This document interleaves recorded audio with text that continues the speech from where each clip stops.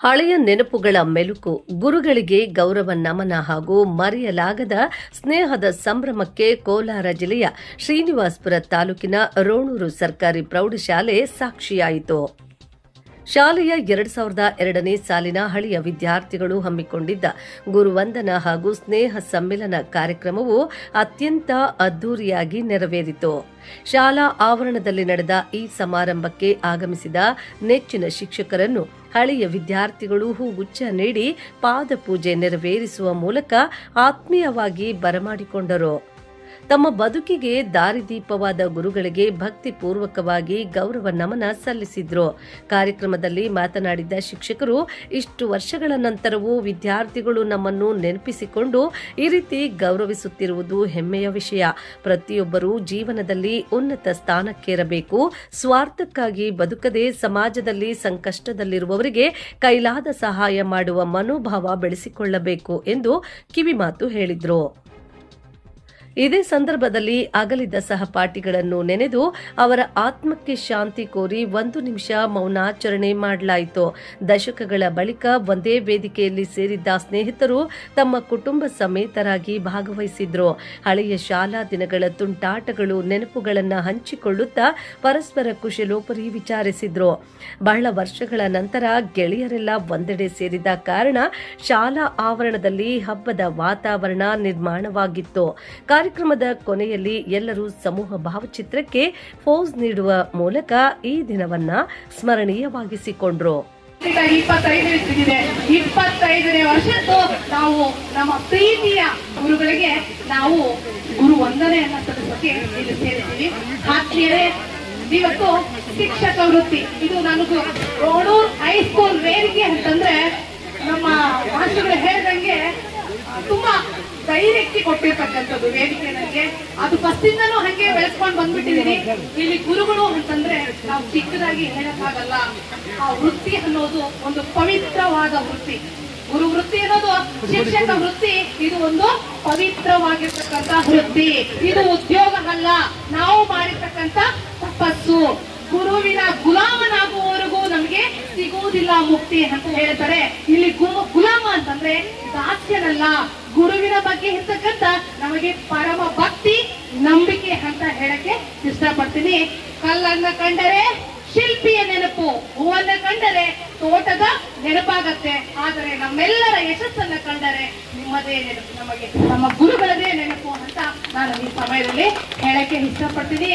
ಇಲ್ಲಿ ನನಗೆ ಈ ರೋಣೂರು ಹೈಸ್ಕೂಲ್ ಬಂದಾಗ ನನ್ನ ಸ್ವಲ್ಪ ಅನುಭವ ಹೇಳ್ತೀನಿ ಶಿಕ್ಷಕರ ಬಗ್ಗೆ. ಯಾಕಂತಂದ್ರೆ ಶಿಕ್ಷಕರು ಒಂದು ಹಣತೆ ಇದ್ದಂತೆ. ಯಾಕೆ ಅಂತಂದ್ರೆ ಅವರು ತಮ್ಮ ಇಡೀ ಜೀವನವನ್ನ ತಮ್ಮ ವಿದ್ಯಾರ್ಥಿಗಳ ಉಜ್ವಲ ಭವಿಷ್ಯಕ್ಕಾಗಿ ಮುಡುಪಾಗಿಟ್ಟಿರ್ತಕ್ಕಂಥದ್ದು. ಯಾಕಂತಂದ್ರೆ ಅಪಾಯಿಂಟ್ ಆದಾಗಿಂದನೂ ಕೂಡ ರಿಟೈರ್ಡ್ ಆಗೋ ತನಕ ನಾವು ಯಾವತ್ತೂ ಅಷ್ಟೇ ವಿದ್ಯಾರ್ಥಿಗಳು ಉದ್ಧಾರ ಆಗ್ಬೇಕು ಅಂತ ಶ್ರಮಿಸಿರ್ತಾರೆ. ಆ ಸಮಯದಲ್ಲಿ ಕೆಲವೊಂದು ಘಟನೆಗಳು ನಡೆದಿರ್ತದೆ. ನನ್ನ ಈ ಸ್ಟೂಡೆಂಟ್ ಲೈಫ್ ಅಲ್ಲಿ ಏನಪ್ಪಾ ಅಂತಂದ್ರೆ, ನನಗೆ ರೋಣೂರು ಹೈಸ್ಕೂಲ್ ಅಂದಾಗ ನ್ಯೂಸ್ ಪೇಪರ್ ಓದೋದ್ರಲ್ಲಿ ಅದೇ ನನಗೆ ನೋಡಿ ವಾಯ್ಸು ಜೋರು, ಬೇಜಾರು ಮಾಡ್ಕೋಬೇಡ್ರಿ. ಯಾಕಂತಂದ್ರೆ ಹೆಣ್ಮಕ್ಳು ಸಾಮಾನ್ಯವಾಗಿ ಸ್ಮೂತ್ ಸಾಫ್ಟ್ ವಾಯ್ಸ್ ಅಲ್ಲೇ ಇರ್ತಾರೆ. ನಾನು ಸ್ವಲ್ಪ ಧೈರ್ಯವಾಗಿ ಇರ್ತಾ ಇದ್ದೆ. ಆ ಧೈರ್ಯ ಹಂಗೆ ರೂಢಿಸ್ಕೊಂಡ್ ಬಂದ್ಬಿಟ್ಟಿದೀನಿ. ನೋಡಿ, ನಾನು ಇಲ್ಲಿ 8ಗೆ ಬಂದಾಗ ಸುಮಾರು ನಮ್ಮ ಫ್ರೆಂಡ್ಸ್ ಎಲ್ಲ ಇದ್ದು, ನನಗೇನು ಅಂದ್ರೆ ಬಡತನದಲ್ಲಿ ಬಂದಿರ್ತಕ್ಕಂಥ ಒಬ್ಬ ವಿದ್ಯಾರ್ಥಿ. ಹಂಗಾಗಿ ನಮ್ಮ ಟೀಚರ್ಸ್ಗೆ ಸ್ವಲ್ಪ ನಾನು ಅಂತಂದ್ರೆ ಸ್ವಲ್ಪ ಪ್ರೀತಿಯಿಂದ ಮಾತಾಡ್ತಾ ಇದ್ವಿ. ಬಡತನ, ಇನ್ನೊಂದು ತಾಯಿಯ ಪ್ರೀತಿಯಿಂದ ಸ್ವಲ್ಪ ದಿವಸ ದೂರ ಆದ ಮಗು ಅಂತ ನಾನು. ಹಂಗಾಗಿ ಸುಮಾರು ಟೀಚರ್ಸ್ಗೆ ಗೊತ್ತು. ಹಂಗಾಗಿ ಅವರು ತುಂಬಾ ಪ್ರೀತಿಯಿಂದ ನೋಡ್ತಾ ಇದ್ರು. ನನಗೆ ನಮ್ಮ GR ಮಾಸ್ಟ್ರು ಇಂಗ್ಲಿಷ್ ಮಾಡ್ತಾ ಇದ್ರು. ನಮ್ಮ ಫ್ರೆಂಡ್ಸ್ ಎಲ್ಲ ಹೇಳೋದು ಏನು ಅಂತಂದ್ರೆ, ನೀನ್ ಹೇಳಿದ್ರೆ GR ಮಾಸ್ಟ್ರು ಇವತ್ತು ಟೆಸ್ಟ್ ಮಾಡಲ್ಲ, ನೀನ್ ಹೇಳು ಅವ್ರು ಸ್ಪಂದಿಸ್ತಾರೆ ನಿಮ್ಗೆ, ನಾವೆಲ್ಲ ಹೇಳಿದ್ರೆ ಸ್ಪಂದಿಸಲ್ಲ ಅಂತ ಸುಮಾರು ಸಲ ಅದೇ ಮಾತನ್ನ ಫ್ರೆಂಡ್ಸ್ ಸಾರ್ ಹತ್ರ ಹೇಳಿದಾಗ ಆಯ್ತು ನಾಳೆ ಮಾಡೋಣ ಅಂತ ಸುಮಾರು ಟೀಚರ್ಸ್ ನನಗೆ ಇಲ್ಲಿ ತುಂಬಾ ಭಾವನಾತ್ಮಕವಾಗಿ ಅಂದ್ರೆ ಗುರು ಬರೀ ಜ್ಞಾನವನ್ನ ಮಾತ್ರ, ಅಕ್ಷರವನ್ನ ಮಾತ್ರ ಕಲಿಸಲ್ಲ, ಅದರ ಜೊತೆಗೆ ನಾವು ಸಮಾಜದಲ್ಲಿ ಯಾವ ರೀತಿ ಬದುಕಬೇಕು, ಯಾವ ರೀತಿ ಜೀವನವನ್ನ ಮಾಡಬೇಕು. ನಾವೇನಾದ್ರೂ ಶಿಕ್ಷಕರಿಗೆ ಋಣಿಗಳಾಗಿದ್ದೀವಿ ಅಂತಂದ್ರೆ ನಾವೇನಪ್ಪ ಅವ್ರ ಋಣವನ್ನ ನಾವು ತೀರ್ಸಕ್ಕಾಗಲ್ಲ.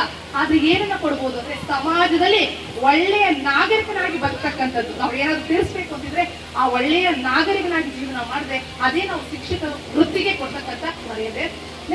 నమస్కారం అంటారు. రెండవ నమస్కారము తల్లిదండ్రులకు నమస్కారం ಮಾಡಿ. ಮೂರನೇ ನಮಸ್ಕಾರ ಪ್ರಕೃತಿಗೆ ನಮಸ್ಕಾರ ಮಾಡಬೇಕು. ಪ್ರಕೃತಿ అంటే మీకు తెలుసు కదా. ನಾಲ್ಕನೇ ನಮಸ್ಕಾರ ಉಪಾಧ್ಯಾಯರಿಗೆ ಅಂದ್ರೆ ಗುರುಗಳಿಗೆ.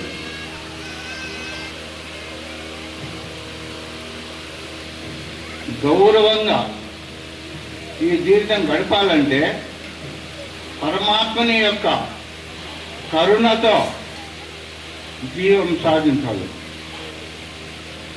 పరమాత్ముడు మొదలనే గురువు శాస్త్ర ప్రకారము తల్లిదండ్రులు అని చెప్తారు. కానీ ఋషులు, మునులు, సాధువులు, సంతులు మొదలనే గురువు ఆ పరమాత్ముడు అంటే భగవంతుడని శాస్త్రాల్లో కనిపిస్తున్నాయి. భారతదేశము ఉన్నటువంటి సాంప్రదాయకమైనటువంటి సంస్కృతంతో కూడినటువంటి ఈ భారత మాత, ఈ భారతదేశము మనము పుట్టిండేది అదృష్టవంతులని, పుణ్యాత్ములని నేను భావిస్తున్నాను. పెద్దలు చెప్తున్నారు. ఈ గురువందన కార్యక్రమము అంటే ఏమి అని అర్థము. గురువందన కార్యక్రమం ಅಂದ್ರೆ గురువు యొక్క జ్ఞాపకము ನಿಮ್ಮ మనస్సునందు, ఆత్మయందు పుట్టినటువంటి ఒక విషయము. గురువందన చేయటం ఎందుకంటే గురువుల యొక్క ఆశీర్వాదము తప్పకుండా మీకు లభిస్తుంది. మీ జీవితము సుఖంగా, ఆనందంగా, శాంతియుతంగా జీవితం గడుపుతారు. మీ పిల్లలు, పెద్దలు, మీ కుటుంబంలో ఉన్న సంతతి అందరికీ గురువుల యొక్క ఆశీర్వాదము ఉంటుంది. అందువలన గురువందన మాస్టర్లో మనసులో చేసుకునేకే ఈ గురువందన కార్యక్రమం చేసేది. ಸರ್ ಇವರಲ್ಲಿ ಕೆಲವರು ನನಗೆ ಕೊಲೀಗ್ಸ್ ಕೂಡ ಹೌದು. ನಾನು ದೂರದ ತುಮಕೂರು ಜಿಲ್ಲೆ, ನಮ್ಮ ವಾಜಿದ್ ಸರ್ ಅವರ ಜಿಲ್ಲೆಯಿಂದ ಇಲ್ಲಿಗೆ ಅಪಾಯಿಂಟ್ ಆಗಿ ಬಂದು ರೋಣೂರು ಸೊಸೆಯಾಗಿ ಇದೇ ಊರಿನಲ್ಲಿ ವಿಜ್ಞಾನ ಶಿಕ್ಷಕಿಯಾಗಿ ಕಾರ್ಯನಿರ್ವಹಿಸ್ತಾ ಇದ್ದೀನಿ. ಇದು ನನಗೆ ಅತ್ಯಂತ ಒಂದು ಹೆಮ್ಮೆಯ ವಿಷಯ ಕೂಡ ಹೌದು. ಯಾಕೆಂದರೆ ನಮ್ಮ ಮನೆಯಲ್ಲಿ 3 ಜನ, ನಮ್ಮ ಅತ್ತೆ ಅವರ ಮನೆಯಲ್ಲಿ 3 ಜನ ಕೂಡ ಇದೇ ಶಾಲೆಯಲ್ಲಿ ಓದಿ 3 ಜನ ಕೂಡ ಗವರ್ಮೆಂಟ್ ಅಪಾಯಿಂಟ್ಮೆಂಟ್ ಅಲ್ಲಿ ಇದ್ದಾರೆ. ಇಂತಹ ಶಾಲೆಯಲ್ಲಿ ಕಾರ್ಯನಿರ್ವಹಿಸ್ತಾ ಇರೋದು ನನಗೆ ಒಂದು ಹೆಮ್ಮೆಯ ವಿಚಾರ.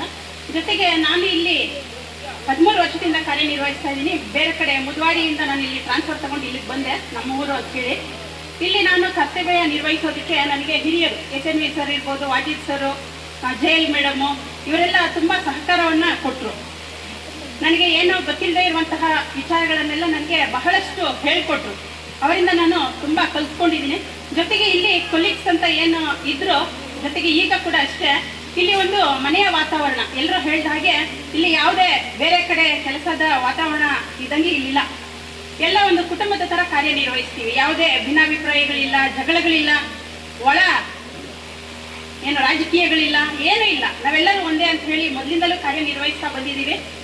ಜೊತೆಗೆ ಈಗ ಈ ಶಾಲೆಯ ಪರಿಸ್ಥಿತಿ ನಾನು ಬಂದ ಮೇಲೆ ಆಗ ಕೂಡ 2 ಸೆಕ್ಷನ್ ಇತ್ತು.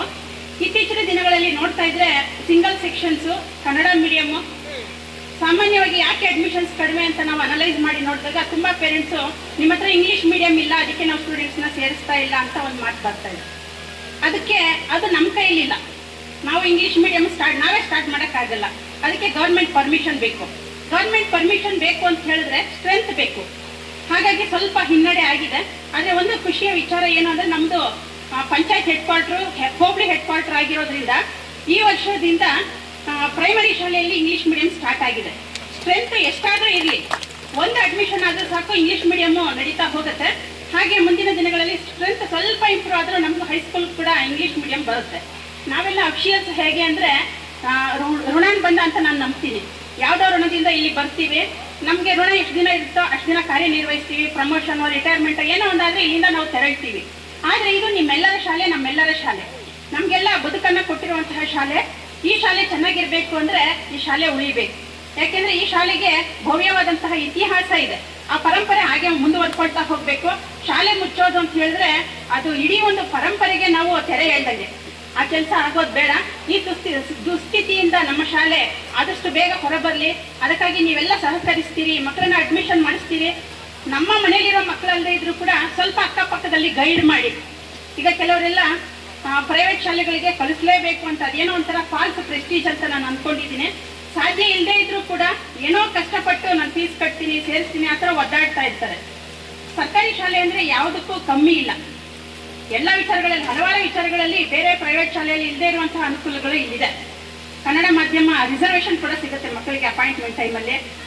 ನಾವು ಹೇಗೆ ಅಂತ ಹೇಳಿದ್ರೆ ಬಹಳಷ್ಟು ಜನ ಯೋಚನೆ ಮಾಡೋ ರೀತಿ ಹೇಗಿರುತ್ತೆ ಅಂದರೆ ಸರ್ಕಾರ ಕೊಡುವಂತಹ ಯಾವುದೇ ಗ್ಯಾರಂಟಿಗಳನ್ನ ನಾವು ಬೇಡ ಅನ್ಕೊಳ್ಳಲ್ಲ.